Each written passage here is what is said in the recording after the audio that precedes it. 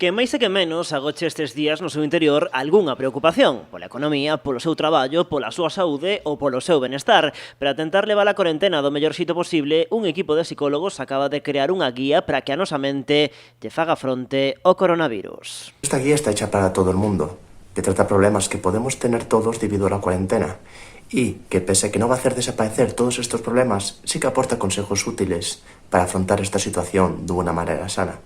De esta manera, la guía contiene una explicación de cómo afecta esta situación actual a nuestras vidas, contiene ítems para realizar una rutina diaria sana, te da consejos sobre cómo manejar tu ansiedad y te da recomendaciones prácticas para realizar ejercicio físico de una manera sana.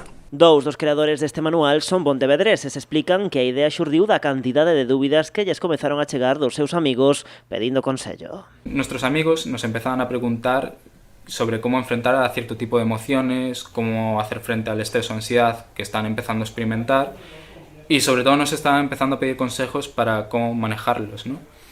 Y fue entonces cuando pensamos que había mucha gente que ya de por sí no puede acceder a un psicólogo porque le supone un gasto moi grande. A guía inclúe recomendacións para manter activo o corpo e a mente durante o confinamento. Tamén busca dar resposta aos problemas derivados desta situación, por exemplo, a convivencia. Una forma fácil de solucionar esto sería establecer normas de convivencia.